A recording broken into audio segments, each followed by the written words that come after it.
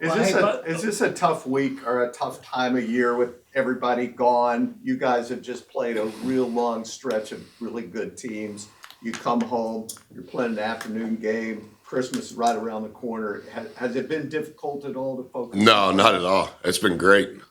Um, we haven't been at home in a long time. I think we've played one game so far in the last six at home. So it's been good to be in our own bed and be in our own facility, be in our own film room. So no problems whatsoever. Buzz, understanding, obviously you want to win every game, but you put together such a challenging schedule. And when you're at this point and you look at it, and 9-2 could you hope for much better than that? Yeah, I guess I probably didn't think through futuristically like what it could have been, bad or good. I mean, I think 5 of them have been 2 possessions. UCF 1 possession,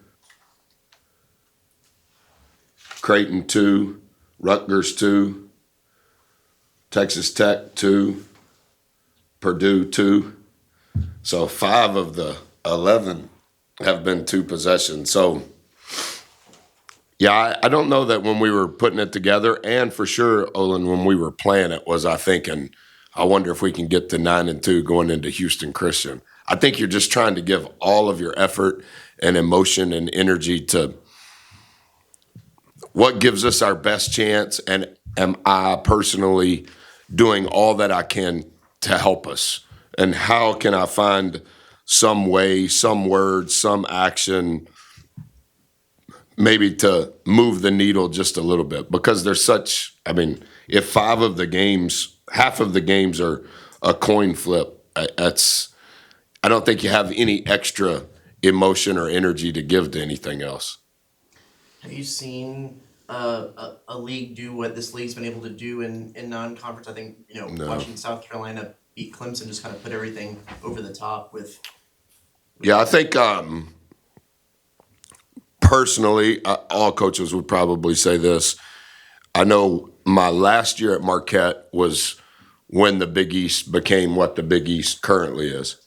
But the 5 years prior to that, I would say that the Big East was the best basketball league in the country.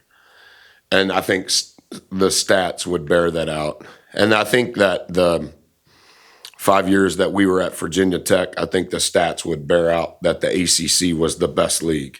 I don't necessarily think that the 6 years that we've been here, that all 6 years has the SEC been the best. But I think for sure through the first 9 weeks, I think it was prior to me being a head coach. So I think it was 20 years ago when Chris Paul was at Wake Forest. Some of the NBA players that we know that were at Duke. I think 2004, the ACC first semester is the only league that's even been close numerically to these numbers. I haven't, like I said, we talked about this last time, Travis. You get so caught up in your own team and your own schedule and the preparation, what I personally do with the team, what I do on my own 2 days before, 1 day before, and with the schedule we've played, we've only played 1 game a week the last 3 weeks. And so it's almost been very college football-like in regards to when is our off day, when is an us day, when are we preparing for the opponent. So even within non-conference, our rhythm has been altered. And I was spending some time on our off day this week looking at January because I never get to it until the last 2 weeks of the previous month. Play on Saturdays every week, and then we alter every Tuesday, Wednesday throughout the month. Okay, well, that's never happened since we've been here.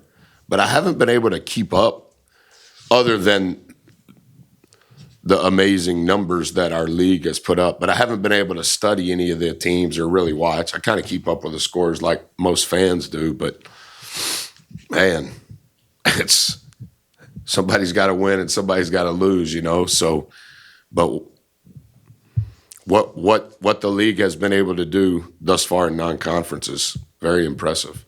I know things slow down a little bit here at Christmas time. When do y'all kind of start looking towards conference? Is it the week of, or some of your backroom guys start looking towards? Yeah, I would say the helpers have been studying it since finals week. I would say some of the primary coaches started doing that this week after Purdue. I've heard bits and pieces of it as they've been teaching me Houston Christian. They've mentioned some conference opponents. Yesterday, I saw a little bit of what they were studying because I was just inquisitive and curious about it.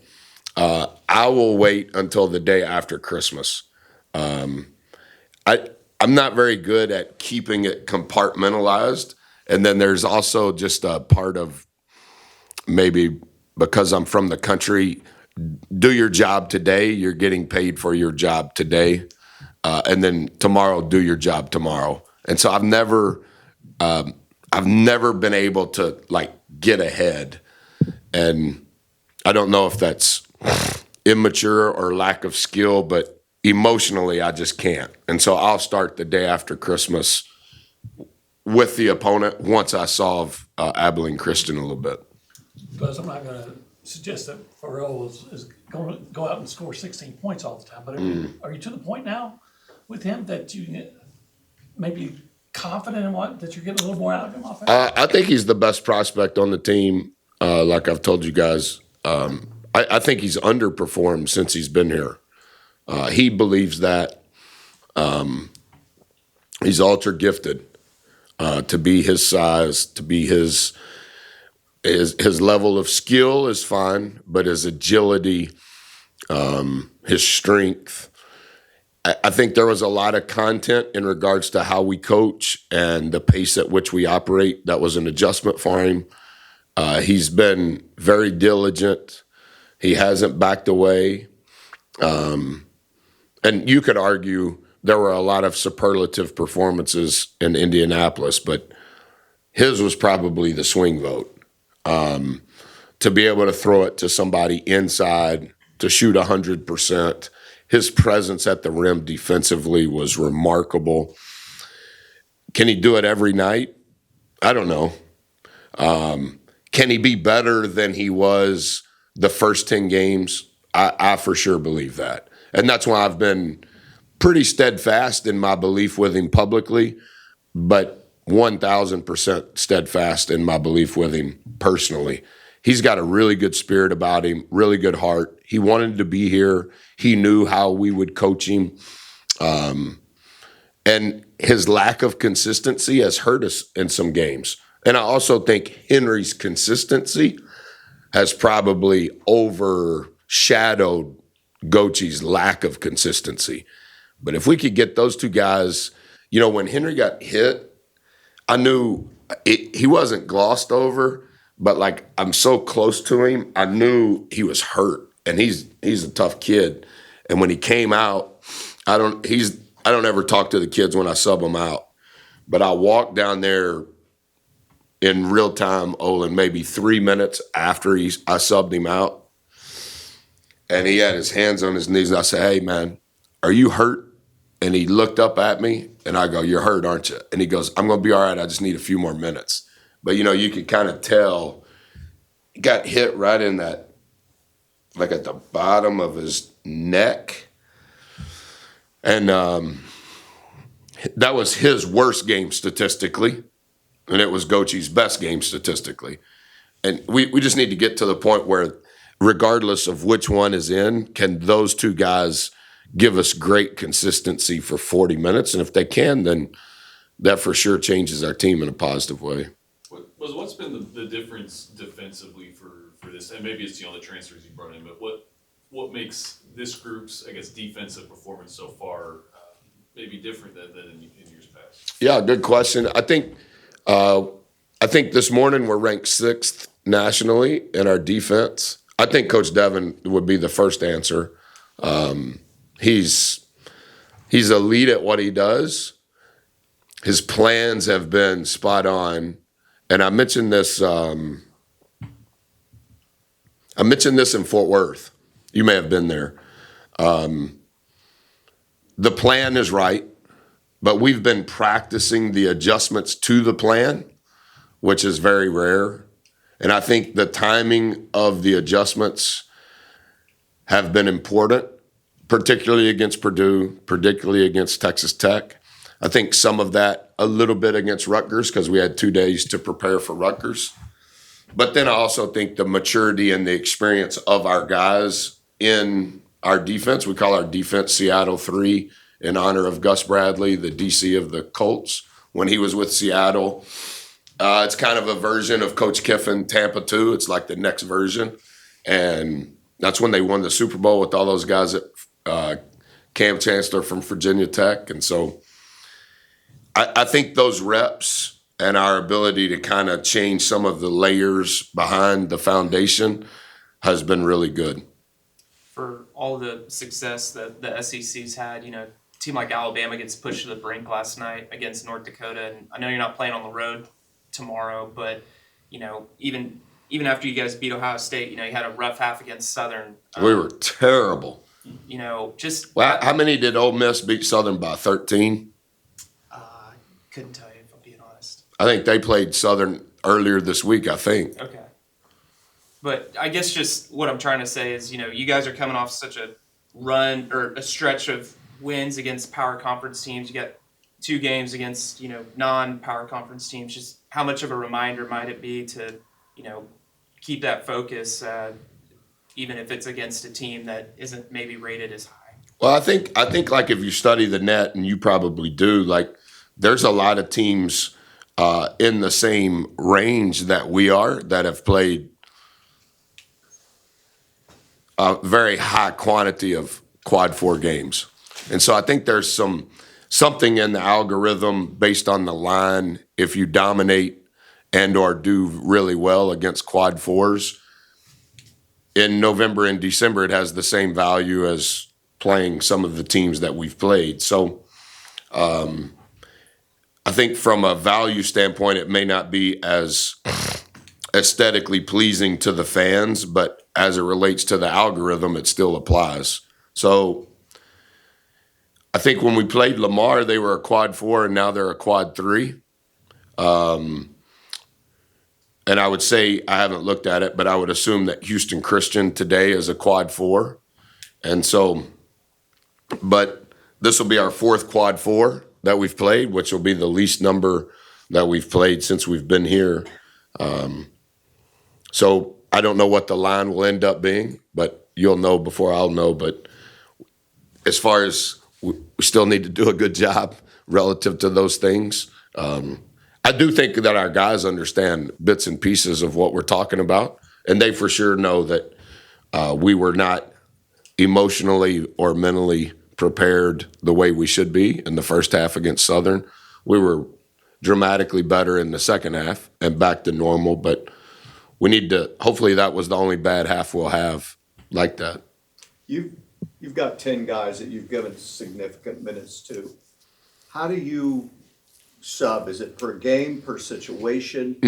How do you go about who's on the court at any one time? Yeah, we've been studying a lot of that, to be honest, Chip. We do have a plan entering the game. Some of it is analytically based on the player. There's also probably 30 to 40% of that thought process is based on the opponent.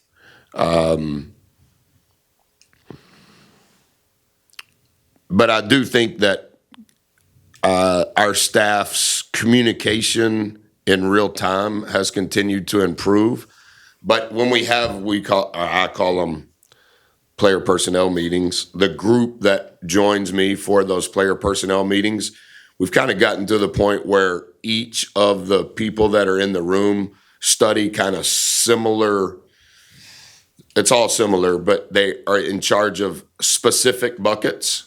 And I think that's really helped me understand it better and try to make more educated decisions. I'm thankful that thus far, I think we've only missed 2 man games, which is, considering the schedule, I'm very thankful for that, and hopefully we can keep that going. Having 10 guys to use at different volume rates relative to the opponent and relative to what we're doing has obviously been very good for us. Is Houston Christian, when you're scouting them, is there a team you've already played that's kind of similar to them, or are they kind of going to give you a different look that than maybe you haven't seen? Yeah, they're different defensively in what they do than any team we've played thus far, and what they do on the ball and what they do off the ball. Offensively, there's bits and pieces of some of the teams that we've played. They will shoot a very, very high percentage of their shots from 3. I would say probably even a higher volume than what Purdue shot. And then within how we play, we typically force teams to shoot even more 3s than what they do statistically prior to playing us. So I don't know if there's been – that's a good question. We haven't played anybody who defensively does what they do.